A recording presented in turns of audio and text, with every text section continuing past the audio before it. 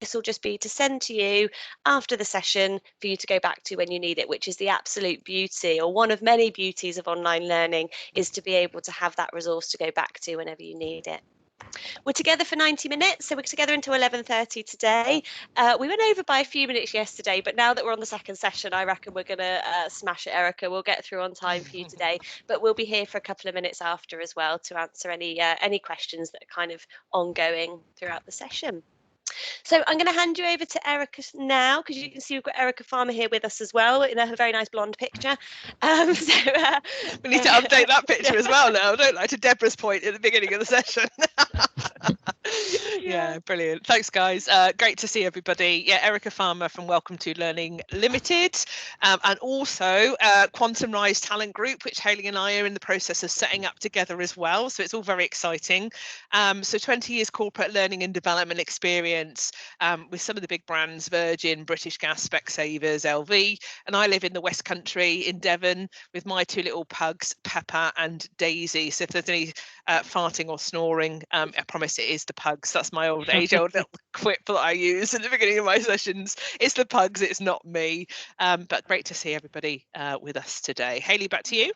Brilliant stuff. Thanks, Erica. So yeah, very briefly from me, and I appreciate that there's probably some of you in here that have maybe seen this a few too many times, but my specialism is virtual facilitation really, but I've worked in L&D and education and skills for the last 13 years, and I've kind of found myself in this virtual space about 5 years ago when I had my first daughter. So that's what's catapulted me into this idea of virtual working from home, was kind of the advantages it has for me, really flexibly, and really bought into it quite quickly, as you'll probably see leak out throughout the session today, is that we can do it. We can do a lot online that we maybe once thought that we couldn't.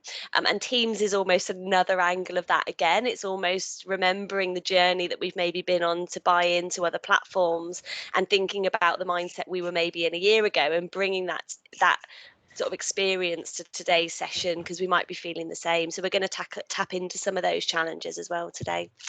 So for me, I think it's all about experience. I think that you can learn a lot through content, of course, but most of it is through experiential learning, practicing things, accessing the right tools, and bringing that to your world and your context, which would be great for you to do today. I also live in Exeter, just down the road from Erica, and Angela, you'll be driving by me next week as well. And spend a lot of time with my family. I've got a 5-year-old and a 2-year-old who keep me very, very busy. So yeah, spend a lot of time there as well.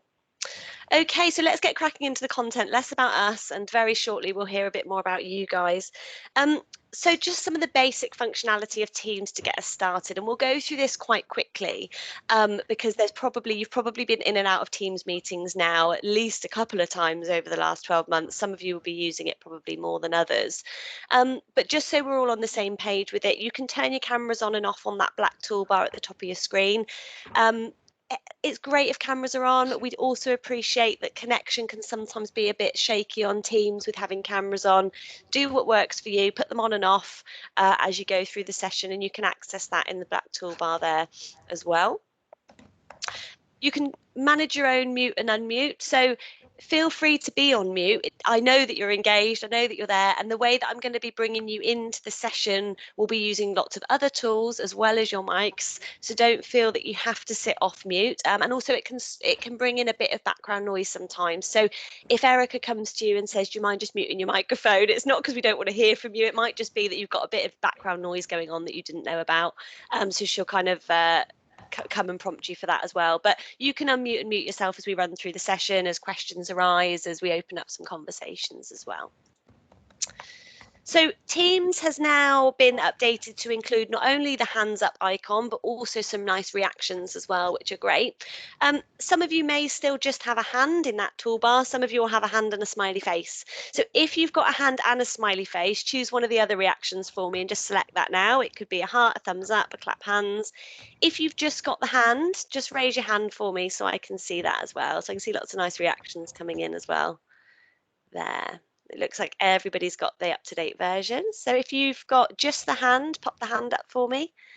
But I think we've got everyone Brilliant. So we've got everyone on hopefully the most up-to-date version, which is always a really nice sign because it means you'll be able to access most of the things that we're going through today. So we'll be using those reactions. You feel free to use them as you want to, as we say things, as we do things. That's what they're there for. They just come up on the screen very quickly and then disappear. So where we might want to keep your reactions up for longer, where I start facilitating some conversations, I might ask you specifically to use the hand because that's the one that stays. So that's the one that I can measure where we are as a group and things like that. And you'll see that play out today. So let's get that conversation pane open to start with then. So we'll be using this quite a bit today. As you will know, Teams is heavily reliant really on the chat, but there's a bit more we can do with it than what we can do in some of the other platforms. So we're going to be showing that to you today. But just pop a little note in there, say hello, introduce yourself, and we'll wait and see until we've got some nice messages coming through there. Feel free to tell us something about yourself if you want to, or just say hi. Brilliant stuff. Great stuff. If you've got notifications pinging up on your Yes. screen right now, which are covering the chats, what you need to do is go into the main Teams icon, the app, you know, the bit where you've got your little circle with your initials on actually in the Teams, and Hayley will show us this now. And just click on there and you've got an option. It probably shows busy at the moment. You can see that Hayley says presenting. Just change that to do not disturb, and that will stop the notifications pinging, because you'll find that you'll have to close them down every time somebody writes something. So it's definitely worth you going on to do not disturb if that's happening right now for you. Thanks, Erica. And I think it's worth us popping a screenshot in of that actually at the beginning, because sometimes I get people saying to me at the end, oh yeah, I've got a question. How do I stop those notifications picking up? And I thought, I wish you'd asked me that at the beginning, because it's frustrating for you because we'll be using the chat a lot. So great, great question. Oh, Brilliant. Catherine's loving that one already. Hey, Catherine, good to see you. Hi, Catherine. Brilliant. Oh, I love that. Nice little introduction there from Jack as well. Fiance and 3-year-old little boy. So you've got a three-nager there as well, Jack. All happy days, isn't it? Don't talk to me about toddlers right now. He's at nursery today, so it's cool. I love nursery. Do you know, they did a nursery sale in the first lockdown. I thought my luck was in. It's better than any sale. I call them my power days because he's out the house. I hear you. Anyway, we won't go there for a minute because, yeah, I'm quite cross with mine today. Catherine, 2 Tina's not sure what's worse, Hayley, or don't tell me that, Catherine. I can't look too far ahead. And the initial set. Oh, okay. And you've got Erica's explanation there. Brilliant stuff. So good to see some intros. Now, we're going to be using the chat quite a bit today. So have it ready, have it there, and we'll be referring to it throughout the session. And you'll see different ways that we use that to maybe to some of the other platforms that you've seen before. So we've also got our participants list. Now, unlike other platforms, you can't have your participants and your chat open at the same time. You've got to choose which one you want to see. So I would just, throughout my sessions, I'll always prioritize. If we're in the chat, I'll have the chat open. If I'm asking people to raise their hand for something, a specific exercise, the participants is really useful to have open because I can see exactly who's got their hand up and who hasn't. It's a much clearer view than trying to figure it out on the thumbnails or the images. So just prioritize which of those you want. Most of the time it will probably be chat and you can see it there, and you know you want to be able to interact with it, but you can have the participants open there as well. Okay. Just to build on that, if you do want to have the chat open all of the time, you can dial in on a second device, and you can have, a lot of people use the chat like, so they'll have their mobile phone open and literally just have the chat on their mobile phone, because you can't have it, as Hayley says, open at the participants at the same time. So it's your own preference really on how that works. Yeah, nice, Erica. And actually a build on that again is it's really useful if you've only got one screen, which we often get sometimes with this, is when I share my screen on Teams, my chat disappears. And sometimes that can be down to the settings of people using. We would always recommend 2 screens, especially if you guys are leading these sessions. But if you have got one, the phone is another option to keep the chat up in front of you so that you're not having to flick between the chat and the screen share. Great stuff. Okay, so let's have a think then about you guys at the moment. Now, there's some keywords in here: engagement, interaction, and teams. So have a look at these 3 things in this question. How confident are you delivering engaging and interactive online sessions on Teams? So don't think about the other platforms for a minute and your confidence there. Think about Teams, and don't think about your confidence in the Teams technology. Think about your confidence in engaging people and interacting with people using Teams. So just pop it on there, scale of 1 to 5, and we'll have a little look at where we are in the session. We'll measure this again at the end as well. 4, Catherine, fantastic. 3 there from Jack. 3 there from Alison, brilliant. Some nice scores. Deborah's there a 2. 2 at the moment, Sophie, about 3.5. Good. So we're starting to get thinking about this as a more, as a holistic question, really, in having all those things factored in. Catherine, I'll come to you if that's okay. You've put in there a 4. Tell me a bit more about your score there and what experience you've had in using Teams for training. Yes. Yeah, so I did my certificate of online learning facilitation with LPI with Erica. That's how I know Erica. I did that last year, almost a year ago. Is it really? Gosh. I know. Amazing. And as a result of that, I encouraged our business to start thinking about using different platforms, and Teams was something that was just coming into play. And we don't use it across our global business, but we have pockets of it in use, and it's definitely becoming a platform of choice. So I've just spent probably the last 6 months really bringing myself up to speed, because I have a feeling this will become our preferred platform. So I think today's session for me is, I do feel confident, but I think my knowledge of it is limited to what I have discovered myself and taught myself. What I'm keen to know and would perhaps tip me into that 5 is really just exploring everything that is available at my fingertips. But in terms of the engaging and interactive aspect, from a personal point of view, I feel super confident. It's definitely an area that I'm really enjoying playing in. I think I just need that extra bit. Yeah, absolutely, Catherine. Some really good reflections there, and it's great fun, isn't it, when you get into it? And I know there'll be lots of people in this room that'll agree, but it's almost just that sort of limitation almost that we sometimes feel with Teams, isn't it? There must be more I can do, and nothing that Erica and I ever do is stagnant either, because probably next week we'll be like, I wish we'd put that into our masterclass, because new stuff comes up all the time. But definitely sharing where we are at this point will hopefully be really, really valuable there. And we might never sit at a 5, we might often sit at a 4 thinking, well, there's always going to be something else that will push us up. Some really good reflections there. Thanks for that, Catherine. Brilliant. So I can see Melanie, you've put a 2 there as well. You've put a 2 there, and I can see a few others. So talk to me a bit about that and why you've put yourself at a 2, Melanie, so I can understand that. So I'm a Zoom freak. I do all my training. So I do a lot of training now virtually. I was doing it before we went into lockdown, but it's really obviously ramped up in the last year. So I'm a negotiation consultant. So I do a lot of global training, but my go-to is Zoom, and I can do anything in Zoom. However, I really need to get up to speed on Teams. And I find the difficulty for me is that because I find Teams as an internal platform, and it's very, very clunky. And I've only really sort of gone down that path a couple of times with clients. I always say, no, I have to do it through Zoom. So I really need to get over that fear of, because it is fear, not knowing how, and I know it's come on in leaps and bounds in the last year as well. I just didn't find it smooth as a platform, as an external trainer. It doesn't have all the, so breakout rooms are such a major part of my training, for example. And I think it's only very, very recently that teams have come on board with that. So I'm here today because I really want to learn how, as an external supplier, I can give us a professional presentation as I do with Zoom. So yes, enlighten me. Fantastic.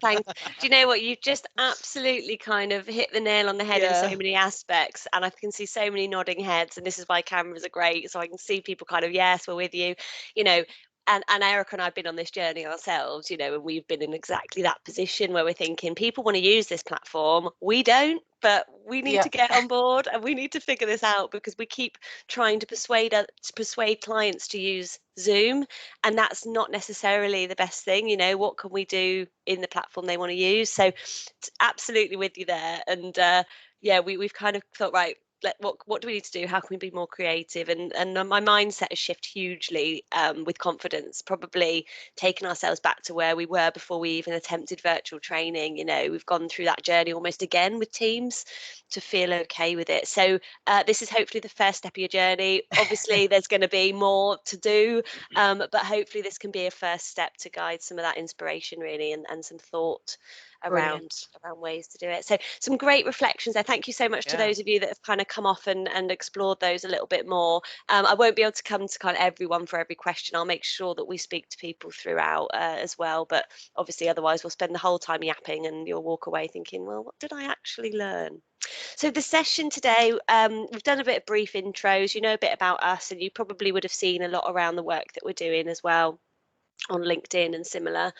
So we're going to be taking you through the tools and the platform, what's available to you. We've done a bit of that already.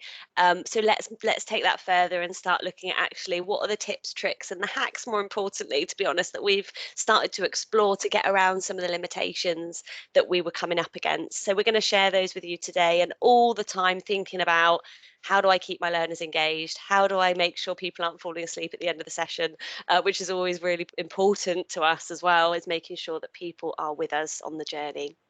So thinking about your objectives then, just very briefly, we're going to have a quick few seconds. What do you want to get out of today? We may have covered it in some of the stuff that we've already done, but what would be a successful 90 minutes for you and a successful way to spend your time today? Just pop your thoughts into the chat there.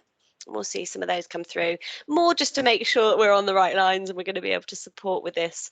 And if there's anything that we need to manage or move, we can do that as well. And do keep putting your questions as we get into this, guys, into the chat. It might be that Hayley shows you something, you think, oh, how would that work in that situation? Or can it still do this when we're doing that? When you start thinking about that stuff, though, you know, stick that stuff into the chat, because there's no such thing as a stupid question. And I expect somebody else is probably thinking the same thing. So don't be afraid to put that in. Erica, can I just ask a quick question? I can't find where I turn off the do not disturb bit. Oh, sorry, put the do not disturb on. So where is it again? I'll just show you right now. Yeah. So if you open up your Teams app, Angie, you'll have this, it'll probably say AB at the top there with your initials. Hang on a sec. If your app's not coming up straight away, you might need to right click on Teams at the bottom, because it might be you're clicking on Teams and it's just bringing you up on the video conference again. Just as Hayley's doing. So you see what Hayley's doing right now? She's right clicked on the team icon and it gets Microsoft Teams. That brings the full app back up. Oh, okay. So continue. And it should take you to the screen that Hayley's showing right now. Just thinking about it. Yeah, it might take just a bit of a circle to go round to get it. As soon as you're there, click on your initials at the top. And you'll have a status. See, Hayley's is presenting at the moment. Change that to do not disturb. That will stop the notifications. Presenting, do not disturb. Okay. All right, it's just loading up. Brilliant, Angie. Just pop a little note in the chat there to Erica as well, and she can help you in the background. She might be able to take some screenshots or something for you to help you. Fab stuff. Okay, so some really good objectives here. Deborah's, I've been on Teams with one client for 7 months, but haven't run an interactive session rather than a meeting format. And it's something that even with meetings, to be honest, and you'll know this, all of you probably, is it's just as important for a meeting to be engaging, isn't it, as it is a training session. Like, we still want to involve our attendees, whatever it's for, even if it's a sales call or a conference or a meeting or training, whatever it is, we want to be able to engage people so that the outcome is still met that we're trying to achieve. We've really seen a lot of that in the last 12 months, is actually businesses thinking about how they want to engage generally across the business as well. Go back to not being able to see both chat and participants. If you open up the Teams app and go into the chat, you can see it there. Fantastic piece of advice there as well from Alison. So keep this coming. This is all going to build on where we are and what we're going through. So keep exploring, playing around in the background. And the great thing about that as well is, Alison, is you can continue the chat as well. So that's a real benefit of Teams over Zoom, is that you'll see the chat continue, and it'll naturally fade off anyway as people go off and do other things. But I've put a couple of comments in for yesterday's group, and I've had a couple of comments back, so you can continue that more social element of the learning post live event as well. Yeah, if people think, oh, I wish I'd asked that question, there's a place ready made for them to put it. So you can always encourage that use and factor that into your planning as well if you want to. Yeah, great point. What's good about it is you don't have to set it up, it's just there. Yeah, just it creates itself. Definitely. Happy days. Happy days. Yeah, exactly. Happy days. And while we're talking about this, what you might see at the end of the session is a little thumbprint of the recording from today. Now, if we were in the same organisation, if we all worked at William Hill with Catherine, you'd be able to access that that recording through Teams. Because we're not in the same organisation, and this is where Teams is created for teams, internal teams, rather than externals. Because we're in Hayley's what's called tenant, the IT setup of Teams, you won't be able to access the recording through that, but you might still see it. So what will happen is we'll download the file after today, upload it onto YouTube, and then send you guys the link. Yeah. Right. Yeah, which will only you'll have access to. Yeah. Yeah, great. Okay, and this is, and we'll talk about this a lot. A lot of the barriers with Teams are this internal external piece. You might find that you've got this organization that have set up the Teams link for you, and they're saying, can you join us to facilitate a session? You don't really want to do that. You want to be on your own session, so you've got maximum capability that you can possibly have. If you're going into their session, you're going to have potentially limited functionality. So there's things like that to consider as well. But we'll talk about some of those differences as we run through in terms of some of the functions, particularly around the whiteboard and recording, like Erica's mentioned. So the tech is important, we know that, but it's ultimately Teams is just another platform. It's just, another gallery view, another chat box, another screen share. It's got everything there, but there's a few gaps that we maybe are used to using in other platforms. So how do we plug the gaps? That's kind of what we're here to look at today. How do we make this visual, engaging, interactive, and fun? One of the things that we use quite a lot actually is the snipping tool in our team sessions. Now, the snipping tool, it could be something you've used for other pieces of work. Give me a hands up if you've used the snipping tool before for anything. It might not necessarily, thanks Jack, it might not necessarily be something that you've thought about using in training, but it could well be something you've used for other stuff. Some nice reactions coming in there as well, which is great. It basically enables you to take a snip of any image on your screen. So what a useful tool when we want to be using visual training, because what we can do is copy anything that's on our slides and paste them really nicely into the conversation pane. So it gives you a tool that you can use with your participants that they just access through Windows, where they can actually go in and snip things and copy things in. And I'll give you some example exercises as well today on how we can use this. But first of all, I'm going to show you very briefly how to do this. I know some of you would have seen it before, but I've just brought my taskbar up at the bottom of the screen here, and I'm just going to type in Snipping Tool so you can see where to access your own Snipping Tool. And you can teach your learners this as part of your training setup as well and get them practicing. It opens up a nice little box on the screen there, and I'm just going to click on Try Snip and Sketch, which is the blue box at the bottom. It opens up another grey box, and I'll just select New. So it's pretty straightforward.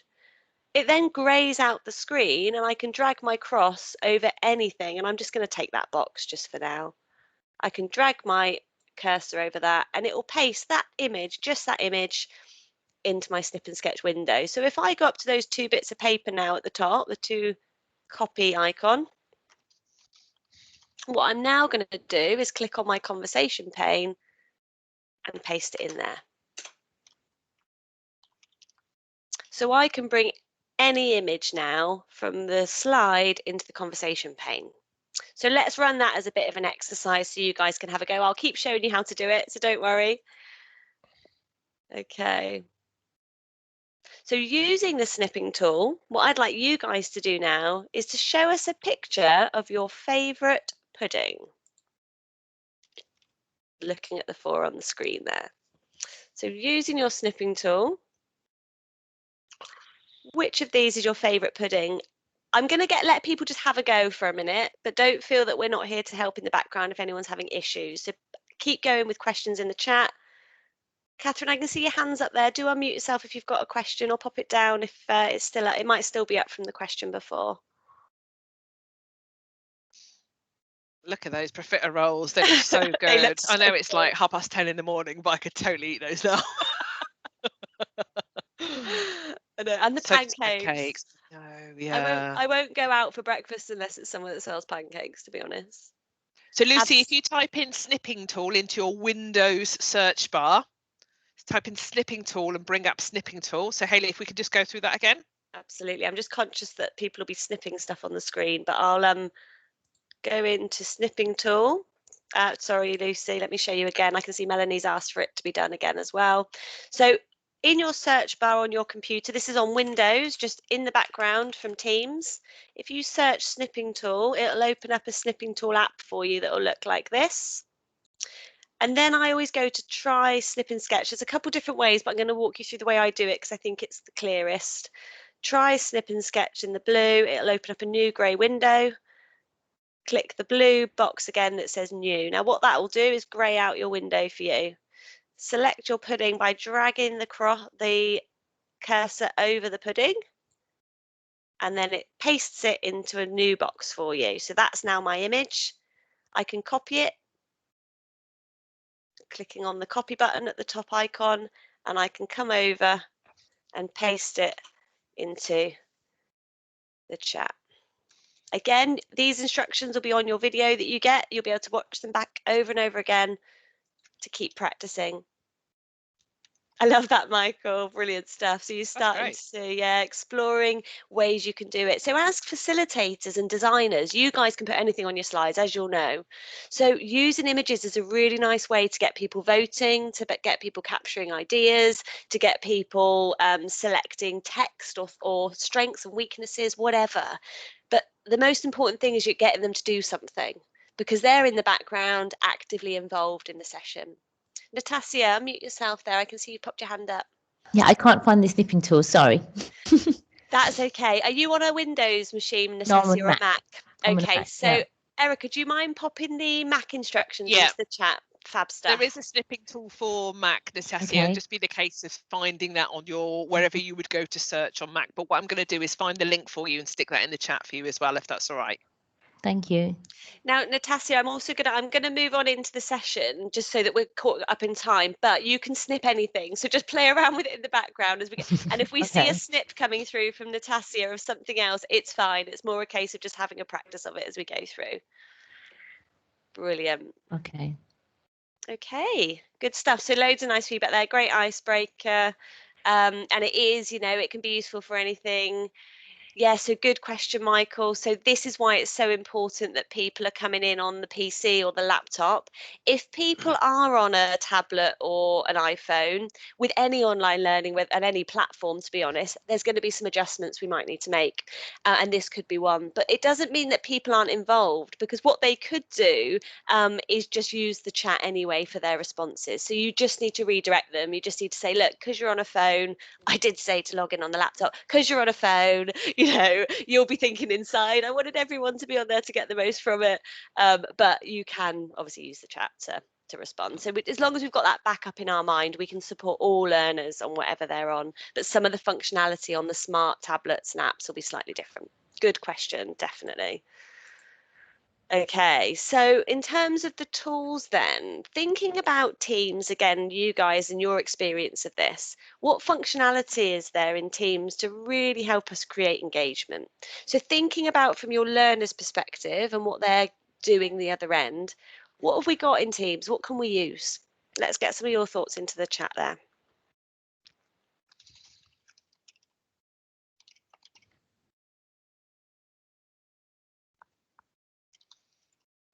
Brilliant. Yep, Jax is screen sharing slides with audios, because I love playing music at the beginning of the sessions, actually. It's something I've started doing quite recently, is just people coming into music. It's nice because people don't feel that awkward, I've arrived in a session and what do I do? So in some settings, it can work really nicely. Brilliant. Whiteboards we've got here as well. Yes, absolutely. Is there any limitations with whiteboards? I'll come to you actually, Jack, because I can see you've put that as well as Catherine. What have you noticed any limitations with the whiteboards at all? I've not experimented with it as much as I probably could have done. I've used whiteboards in Zoom before, and they seem really, really easy to use, especially for collaboration. Whereas with Teams, the whiteboard feels a little bit more clunky. I never write on it. I always use the sticky note or the text because my writing is bad anyway. But then it seems to come out 10 times worse when I'm using a pen on a surface. So yeah. I get that. Yeah, it is. So the whiteboard is there, and you probably would have seen it, those of you that have had a little play around with the different functions, and we'll come to whiteboard shortly. But one limitation with whiteboard goes back to Erica's point around the difference between internal and external attendees. So if, for example, I was to share a whiteboard with you right now, none of you would be able to see it. It would just come up black, or something's gone wrong, or with an error. It wouldn't work because you're not in my tenant. So it's great for internal businesses. You can use it because everybody's on the same tenant. You can all access the whiteboard, but it's not something that you'll be able to go into an organization and share, which I think teams will probably deal with that over time. But as we know, sometimes it can take some time for that to happen. One day it just will. But at the moment, we need to think about workarounds, which we're going to talk about today. Thanks, Jack, for that and exploring that a bit more. And we've talked here, Michael, you've said about sharing screen a lot, PowerPoint slides. Alison's put their emoticons. Absolutely. I like to have my own PowerPoint slides behind me when I'm presenting, Melanie. That's nice as well. Brilliant stuff. We could use the Jamboard, Angela, spot on. So we're going to use that very briefly today. Been using the breakout rooms more, Michael. Yeah, so there's stuff in here we can use. Nice ideas there around videos as well. And I can see Erica's coming back in to support with some of the questions. So we have got stuff we can use. So what's our limitation? What's missing from Teams? And whilst I go through some of the things that we've got, let me know if you're a Zoom fan or another platform fan. What is it about that platform that you prefer? What's missing for you in Teams? And that's what we'll drill down to. So do pop that into the chat. So we've got chat. We can paste into chat. That's a winner. You can't do that in some of the other platforms. So let's maximize that because we can bring things in. Some good ideas coming here.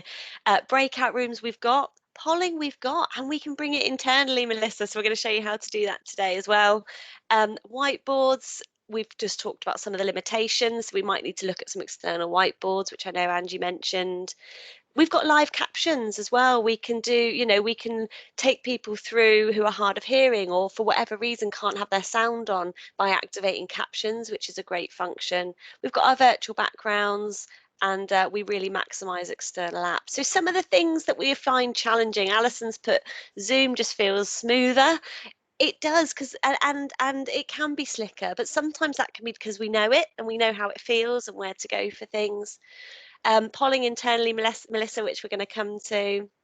Sophie, I worry about how smooth it is to share videos on Teams. That's an interesting one as well. So we'll come to that shortly as well. So there's a few things that we're just maybe relying on that we can't do. Things like annotating onto the screen. That's where the snipping tool comes in really useful, actually, as a replacement to some annotation exercises that you might be used to doing.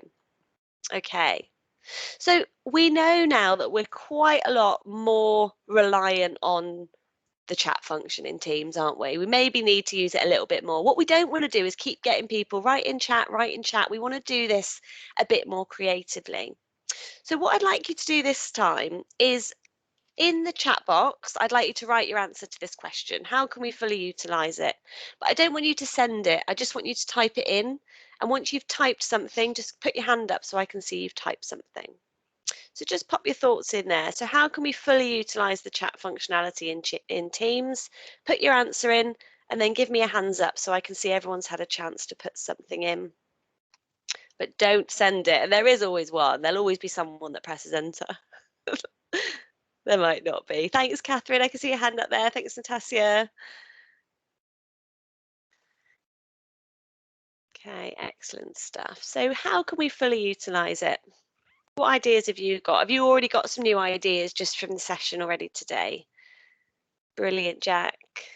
See your hand up there. Thanks, Alison. Thanks, Melissa. Thanks, Melanie. Okay. Great stuff. Okay, so press enter on that then. Angela, yours came in before. Always one. Every time. I'm glad you didn't let me down, actually. I thought I've said it now, no one's going to do it. So thanks for that, Angie. Oh, my goodness. Brilliant. So some great ideas coming in now. Let's see this. So we can use emoticons. We can use open questions, gather thoughts, pasting links, Alison, definitely. Questions, make sure everyone knows how to access it. Yep, thinking of devices, Michael, definitely. So this all comes in your joining instructions, which you send out before the session, and also in your introduction that you create at the beginning of the session, because it's really important that it's quick and it's slick, because you're there to look at content, but that you've established exactly where everybody is when they're at the beginning of the session. So you can, it's differentiation again, but you're differentiating for technology as opposed to ability, I suppose, on this level. Really good point, Michael. Sharing ideas, Sophie. Not sure, Melanie. Way to keep in touch with other people. Edit the stickers, which is awesome. Erica's just put in there. Absolutely. Yeah, that's quite new, actually. You can go in and edit the stickers, which is quite cool. So you can put people's names in and different things into those as well, which is great. So what I'd like you to do, if you've put I'm not sure or I don't know, which a few of you have, go back through everyone else's ideas, read them and like them, love them, smile at them, whatever you want to do, react to them, but just go through and have a look at some of the other ideas, as well as some of Erica's points in there as well, just to have a little look through. So gather some thoughts. You've got the snipping tool that you can use. You can react to comments in the chat, which is great. It can do a lot more than what our other platforms can do. So let's maximize that like we do with everything else. Good stuff. So yeah, go through and support each other's ideas, because I love that. I love seeing those start to build up on there as well. Okay, so absolutely, we've got the snipping tool. We've talked about that. You could use that for polling. You could use that for yes and no answers, snip your tick or your cross. You could also use it for feelings and emoticons. So how are you feeling today? What do you think about that idea? Sophie, how I feel about Teams. I love that. So there's a number of different things we can use that for in there. And you can see already, look how much interaction it's bringing to the chat. Just the permission to be creative in there and use visuals and have fun, really. It keeps people engaged. People like it. You've also got the more standard emoticons built into Teams as well. So if you have a look at the screenshot now on my screen, at the bottom there, you can see you've got the A with the pencil, you've got a smiley face, you've got a GIF icon and a sticker icon. Sometimes people will only have the A and the pencil. If that's you, let me know in the chat, just so I can amend my my instructions a little bit as well. So if you've just got the A and the pencil, let me know in chat. If you've got the others, and you've got the smiley face, the GIF and the sticker, show me some emoticons. Let me know how you feel about engaging people using Teams. We'll go with Sophie's idea. How do you feel about engagement in Teams? Let me know. You can play around with the GIFs, the stickers or the emoticons. Brilliant stuff. I love that, Catherine. Jack, you've just got the A and the pencil and the emojis, fine. So as long as you've got the emojis, that's good. But it might be worth going back in and forcing an update on your Teams app. And you can do that once again, going back. You don't need to do it now, but following on from the session, where you go into your initials, like I showed you how to turn off the notifications, you can check for updates in there as well. So you might want to do that after the session to see if it updates. It will update eventually as well. But it just all happens at different times. I love these. That's so cool. Don't worry, be happy. Some nice cheeky faces, some nice flowers. People, it feels positive. Michael, frustrating now and again. Yes, it can be. We're very much with you there. I'm not sure what is that Brittany, Melanie? I'm not even sure. I don't know. She looked happy. I just thought I'm just playing around. Just ignore me. I'm just no, absolutely happy or a little bit crazy. I'm not sure. Yeah, definitely. But this is the point. So there's stuff you can do in there. You can link emoticons and images and visuals to pretty much anything. So challenge yourselves to think about how people can, if people are having to represent their thoughts visually, they go to another level of depth. So making this back to learning and what's kind of what we're here to do today, it's another way to improve that learner recall, because people are having to transfer what's going on in their mind to something visual. They're having to place it into another space and think about it, and it's fun and it gives people something to do. I love the bees as well. Brilliant. Well done, Deborah. Okay.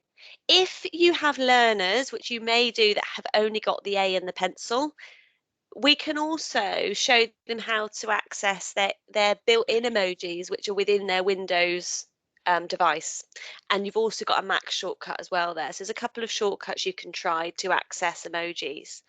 Now, if you click on type a new message on your chat box, and you then click the Windows button, which is the 4 circles. Hang on, I've just pressed it without pressing the other one.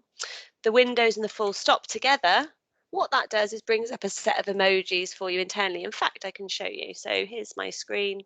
So I'm just going to press the Windows and the full stop, and you'll see a whole host of other emoticons appear.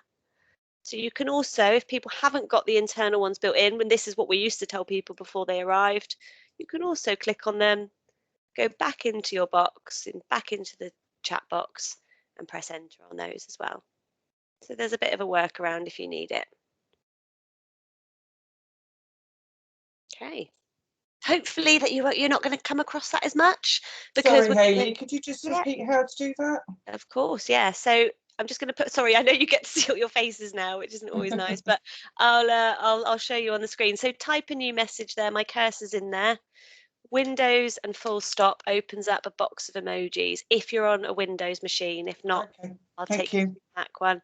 You click them in like this, come back to your cursor and press enter, and they come through. Loving the unicorns there. Brilliant stuff. So again, a workaround if you need it. Interestingly, this also works when you're annotating on some of the other platforms. So quick plug there, if you're working on Zoom and things like that, you can also annotate with these as well by the Windows, the full stop, which I thought was quite good when I was trying that around the other day. Okay. See, I tell you we're working at pace, guys, but don't worry, you'll be able to watch all of this back and as and when you need it as well. So also, another thing you can do in Teams, which is built in and useful, is the live captions. Now, this can be dependent on your settings, your end. So if this doesn't work for you today, again, go back, check your updates, make sure you've got the most up-to-date version of Teams. But you can also turn on live captions, which means that people don't necessarily need their sound, or if people are hard of hearing, they might want to use this and access this. If it's on for one person, it doesn't need to be on for everybody as well, which is quite nice because it could be distracting if everybody had it on. However, you do need to have it on as a facilitator for anyone else to access it. So mine's not on at the moment, which